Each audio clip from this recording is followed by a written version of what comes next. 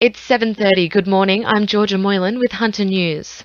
Concerns are being raised over a synthetic LSD-type drug which has emerged in the Hunter. Commonly referred to as blue scissors or tripstasy, it's believed to be similar to another drug known as blue Batman, which was blamed for several deaths and dozens of hospitalizations before it surfaced in the Hunter 12 months ago. The drug's potential effects were outlined in Newcastle local court yesterday when a 26-year-old was sentenced for a frenzied attack on staff at John Hunter Hospital. Police have released an image of a car they believe was involved in the approach of a teenager at Nelson Bay last week. It's described as being a white four-wheel drive similar to a Toyota Hilux. The driver is thought to be in his 30s, of Mediterranean or Middle Eastern appearance, with a chubby build and dark hair.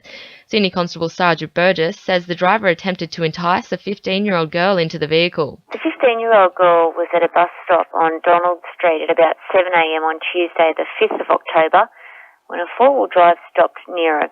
Now, police have been told the driver asked the girl for directions before attempting to entice her into the vehicle. The man repeatedly made inappropriate comments to the girl before leaving the area. High levels of blue-green algae have been recorded at Rathluba Lagoon and Walker Waterworks. Rising temperatures, slow water flow and low wind are believed to be the reasons behind the high readings. Blue-green algae has the potential to cause stomach upsets, skin irritation and nausea to both humans and pets. Moylan Council Manager of Development and Environment David Sims says the community engagement regarding the issue is important. Well, it's important that the community is made aware of what's actually happening in their local waterways to safeguard both themselves, their stock and their pets. From an environmental point of view, it's important that we understand when this happens and how to try and combat it. A fire has been extinguished at a Port Stephens unit early this morning. Fire crews arrived at the two-storey unit on Sandy Point Road at Corlette around 1 a.m. It took about an hour to put out the blaze and investigations are underway. The impending closure of the Wallsend Motor Registry has prompted Wallsend MP Sonia Hornery. The impending closure of the Wallsend Motor Registry has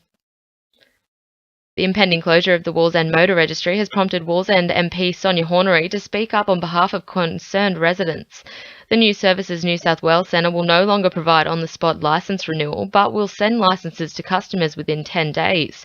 Sonia Hornery says Wallsend residents have a number of concerns with their licences being sent through the mail. There's an alternative proposal, and it occurs in many of the New Services New South Wales facilities, where you receive your licence renewal through the mail, and it can take up to 10 days. So people are really concerned about the fact that they're worried about this licence through the mail and the duration that it takes. There are calls for the government to provide more funding for mental health services following the murder of a woman in Redhead on Saturday.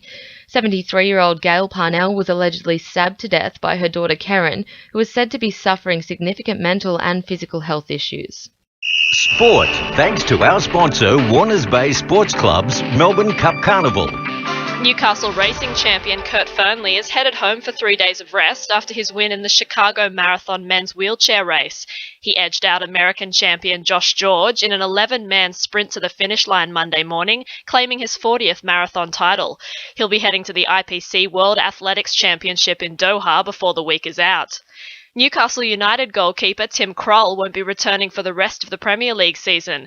The 27-year-old ruptured the cruciate ligament in his right knee on international duty against Kazakhstan on Saturday, pulling out in the 81st minute. He'll be returning to Tyneside for treatment.